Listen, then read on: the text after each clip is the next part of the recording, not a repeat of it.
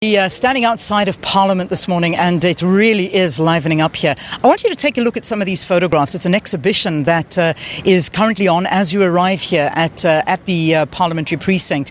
You walk up that infamous stretch that comes to the front of the House, and these photographs are just so unbelievable. In fact, I've been taking a picture of every single one of them and tweeting them as we've been going along, and it's just been taking me down a memory lane and just showing us how far as a country we've actually come. The 20 years of the adoption of the Constitution is the theme of the gathering that'll be taking place today. But hopefully we'll get an opportunity just now to walk you through each individual photograph, and you can come on that same journey that I did. And it was really heartwarming to see how much work went into this Constitution, and to talk about the fact that 2 years is all they had. The parties gathering together, they had 2 years to formulate a Constitution that would best serve the interests of all South Africans. That Constitution's still in existence now, and it's still the ethos of what happens inside the building behind us. And you can see every time you tune into that parliamentary channel or you watch Parliament in session, it's always holding up that little book and saying, listen, that's not part of our Constitution. Well, let's talk to some of the members of Parliament and find out what they feel about the Constitution. And a lot of you tweeting out there and saying, but so many people abuse the Constitution, and is it still relevant? Well, I can answer that question, and it certainly is, but I'm going to ask the parliamentarians that are joining us here this morning. It's so good to have both of you here joining us. First up is Mncwabe, who is the president of the NFP's Youth Division. Good to have you here on the program. Welcome. Thank you so much, and thanks for the opportunity. Awesome. And then, of course, a very familiar face to most of us that watch on Parliament, and a very vocal and well-spoken, elegant man when it comes to talking about issues when it has affects the Constitution. Nkwankwa, the UDF, I beg your pardon, Chief Whip. Good to have you here on the program. Morning, Leanne. Thank you very much for having us, and good morning to the viewers at home. When we look back at 20 years of this Constitution, and I mean, you and I walked a little bit up and down here, taking a look at the stretch of photographs and capturing our history. You know, as we stand here today, how relevant is our Constitution still? And do you think things should change within it, or is it fine the way it is? Look, a constitution, like any document, is not cast in stone. It would, at every now and then, reflect the dynamism that exists in a society. So every now and then it must be changed and amended to reflect what the needs of the society are at that particular point in time. But that should be done responsibly. Because remember, a constitution is an important founding document for a country. It guides everything that we do, because we're a constitutional democracy, so it's the supreme law of the land. But what it also represents is that it was a pact and an agreement of a nation at a very difficult time, which gives us, even now, legitimacy in all our quest to try and forge a united, non-sexist and democratic South Africa.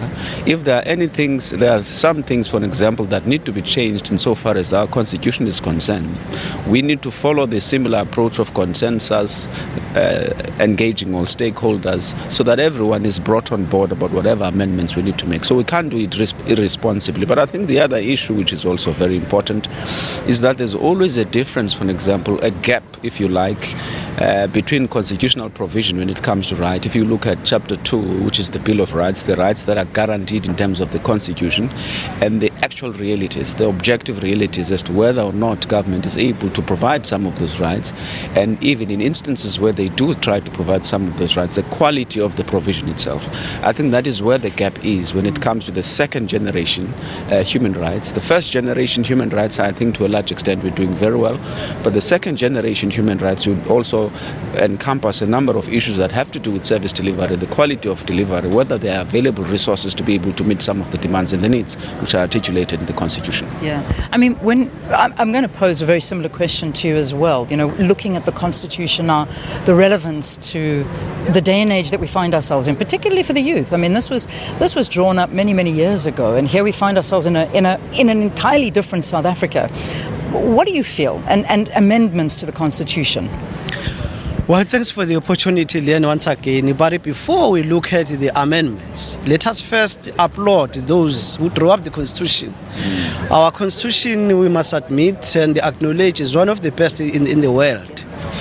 And we must also applaud them for spending so much time because when you read it, you can see that people have really applied their minds. And we must also acknowledge that the Constitution also little bit tells us of what happened previously in the previous regime and what it is happening now. Look at the preamble when it says South Africa belongs to all who lives in it, united in our diversity. Yes, looking at acknowledging the imbalances of the past. That one also tells us that it came with a new chapter, the new life. Now, on the level of the youth, it tells us that what happens in the years of June 16, the abuse of rights, young people being brutally murdered. But in this new era now, it guarantees the freedom and protection and dignity of everyone living within the country. Yes, as we have said, there are some amendments that might be required now and then. Few days in the House were debating the amendments regarding the issue of the land. Now, when you speak of service delivery, those are the things that will be coming up.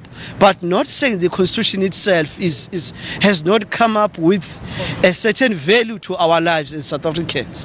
And also, day by day, when there are matters that are taken into in the Constitutional Court, the way our justices interpret the Constitution always gives us new chapter as to how the country should be governed, and how should we live with each other.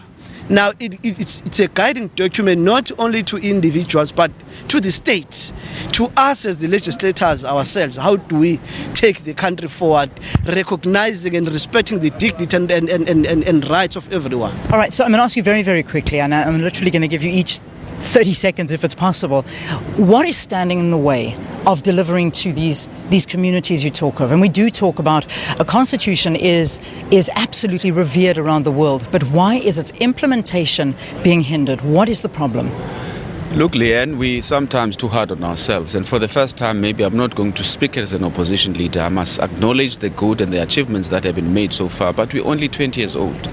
We were, in any event, going to experience these challenges as a nation, but I think what we should be focusing on is fine-tuning ourselves where we make mistakes, have a constructive and a courageous engagement around some of the areas where we're making mistakes, and then commit to improving that situation. I think even when we engage government, try to hold them accountable, that's what we're trying to do as the opposition, apart from providing an alternative or portraying ourselves as a viable alternative. But we have a responsibility to contribute meaningfully to the process of trying to hold them accountable, because ultimately, and we all have a responsibility to build a winning nation. We all have a responsibility to build a nation in which we all look forward to the sunrise of our tomorrow. That's our view as a party. So it means that we need to continue to have these constructive engagements around areas where we're making mistakes. We need to also continue to educate our people about their rights so that they can demand these things from government rather than sitting passively and waiting for government to deliver these things from them.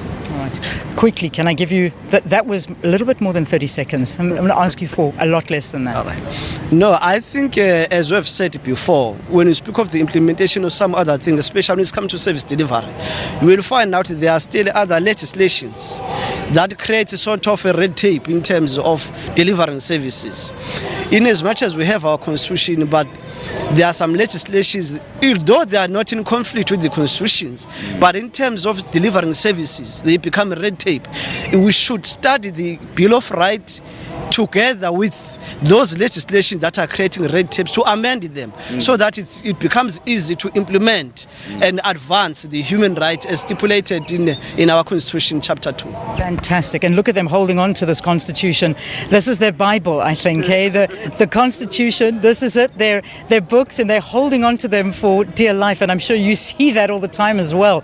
These are our MPs and parliamentarians talking to us here about the Constitution. Sibusise Mncwabe, who is the president of the NFP's Youth League, and of course Nkwankwa, he's the UDM's chief whip. Let's take a break here on the program. You'll have your news at 8 after this. Stay tuned.